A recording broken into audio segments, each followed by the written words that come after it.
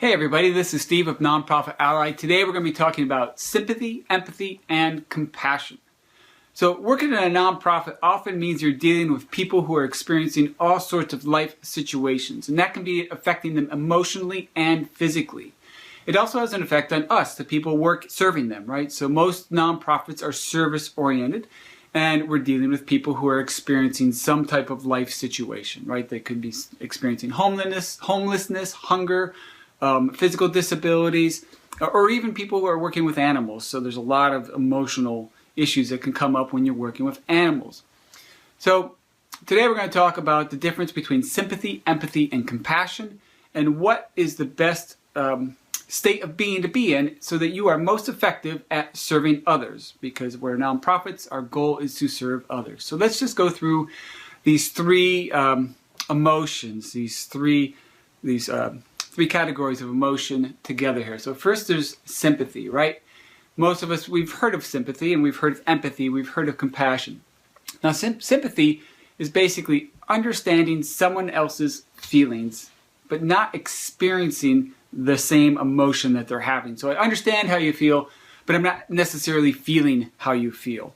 Now, this is okay to understand, it's good, it's sympathetic, but the problem that this can lead to is by understanding someone's feelings without experiencing their emotion, it can lead to pity, right? And we don't want to end up pitying the people we are trying to serve. And basically, I feel bad for you, I feel sorry for you. If you find yourself saying that or feeling that sense of pity or feeling sorry for someone, then you're in a sympathetic mode, right? And the chances are you're not going to be matching their emotions. And so your actions, if indeed you act at all, from a sympathetic state, may not be congruent with what they're feeling and may not help their situation. So after sympathy, there's empathy, right? Empathy is an emotional state where you're actually mirroring how the other person feels. It's like walking in someone else's shoes.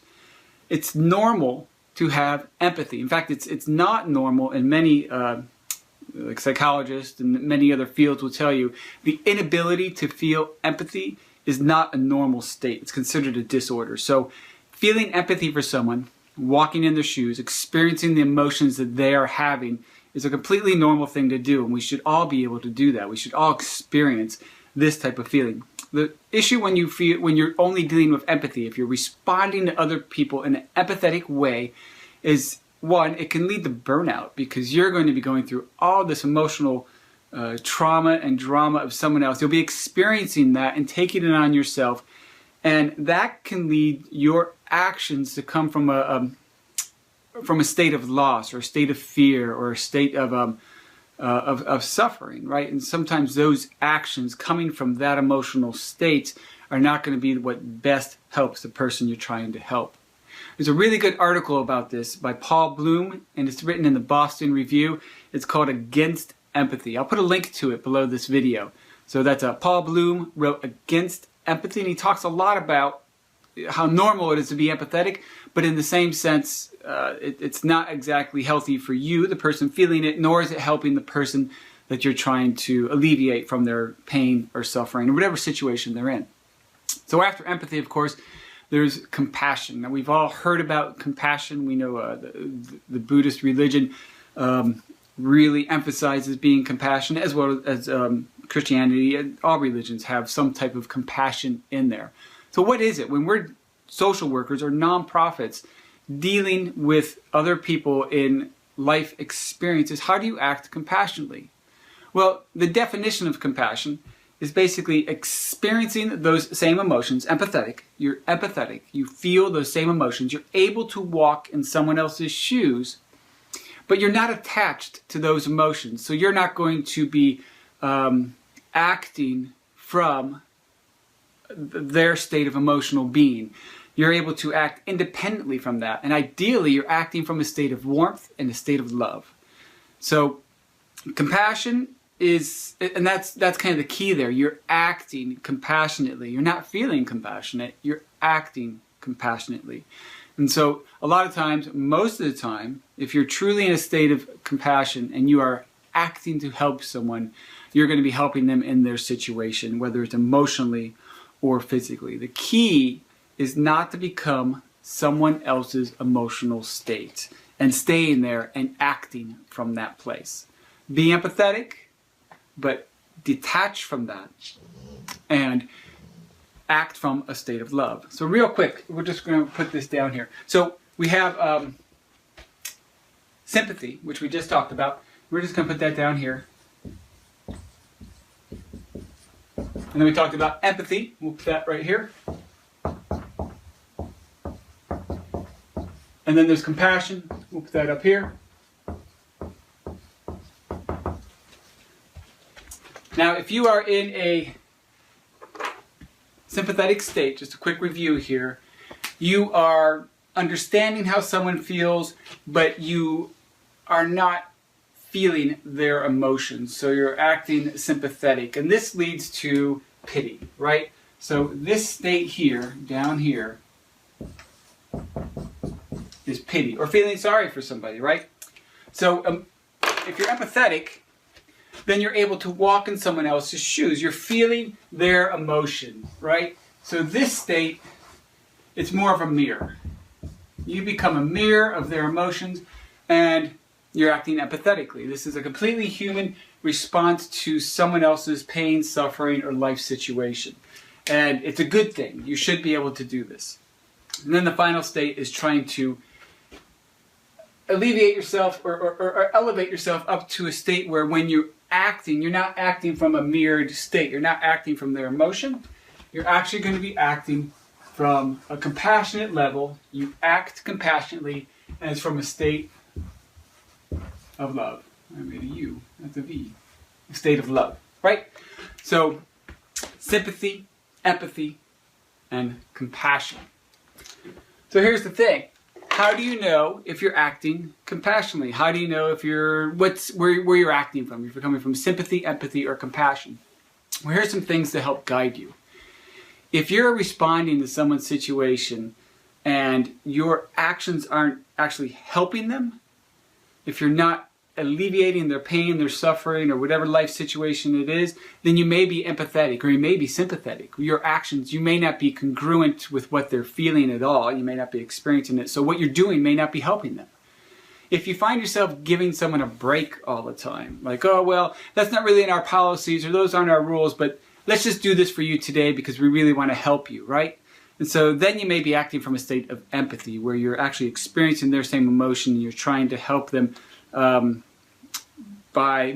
through whatever emotion they're experiencing. So from a state of fear, you may be reactionary in your actions. And that wouldn't be a good place to come from if you're trying to alleviate or help somebody. So if your actions aren't helping somebody, or if you're giving someone a break, chances are you're not really coming from a state of compassion where you're detached from that emotion. Not acting. If you don't act at all to help somebody, then you're kind of paralyzed, right? And you're most likely coming from a state of pity or feeling sorry from someone, a very low sympathetic type of reaction to someone's life situation. Now, here's something else. If you're feeling burnt out or completely emotionally drained, then you're not detached from the emotional experiences that you are having with somebody, right? So it's okay to feel the same emotions as somebody, but if you can't detach from that, then it's going to drain your emotion. You're taking on someone else's life experiences, their pain, their suffering, whatever it is, and it drains you because you're not detaching from it. So then you're not coming from a place of compassion. You're coming from empathy. If you find it hard to say no, that's also a good sign that maybe you're coming from a sense of pity or feeling sorry from a sympathetic mode, right? So the question is, how do you do these checks and balances to make sure that what you are doing is coming from a compassionate state? Well, one is just to be clear that you're keeping your boundaries, right? If you're able to keep your own personal boundaries, whether it's your physical boundaries or your emotional boundaries, to not become what someone else is experiencing in life, then you're going to be better off, you're going to be better prepared to come from a state of compassion. So keep your boundaries up. And one way to do that, too, if you have a hard time keeping your boundaries, especially if you're doing service work where you are giving out some type of goods or services that you're giving to someone, and you find yourself finding it hard to say no to somebody, a good way to do a check and balances of your boundaries is to follow your P and Ps, right? Your policies and procedures that your nonprofit should have.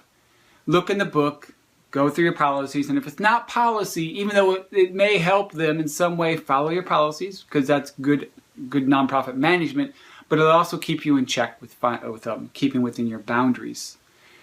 Another way to assess whether you're being compassionate is are you actually empowering the people you're trying to help?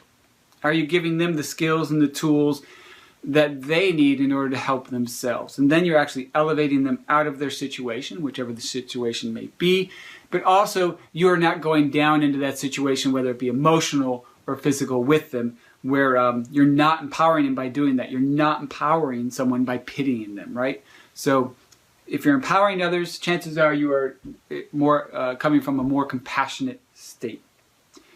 Now, again, if you're finding it hard to be compassionate, or if you're getting caught up in your emotions in a situation, because I've worked in a lot of different nonprofits with people with disabilities, with people with mental disorders, and people with pets, right?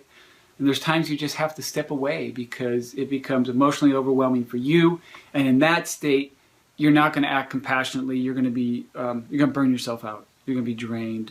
Your job is going to become a drag. So step away, and that will help you keep those boundaries and help you act from a state of compassion. And in the end, if you are acting from love, if this is where you're coming from, a sense of warmth and love, and you're trying to you're doing your job as a nonprofit, as a service worker or a social worker, then you're coming from a place of compassion. You're acting compassionately, not feeling empathetic, not feeling sympathy, but acting compassionately. And that's the key. The key is that we need to not only just hear and listen to what people are experiencing in life, because our role as social workers or people who are providing services through a nonprofit is to provide some type of action that's going to help others. That's why we do it, right? We are in a social environment. We've chosen this profession, obviously not for money or fame, but because we want to serve. And coming from a state of compassion is, one, going to serve the people you're working with better, and it's going to serve you better because you're coming from a better state from within, not pity, not sympathy, right? You're not coming from the same emotional state that the other person is.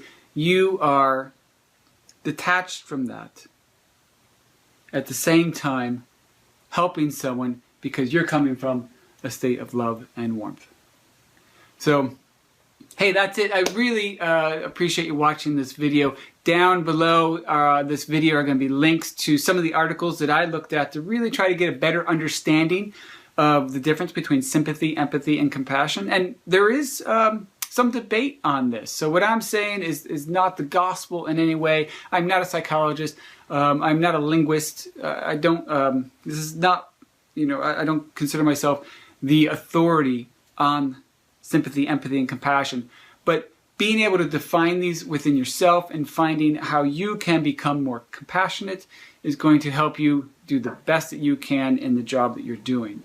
So again, I have links below to some of the articles if you want to get more in depth. Like I said, I really highly recommend Paul Bloom's article, and there's a few others down there to also read. Also, there's outside this video, you'll see that there's going to be a link to a blog post about this subject, so you can go to the nonprofitally.com website and have a look there.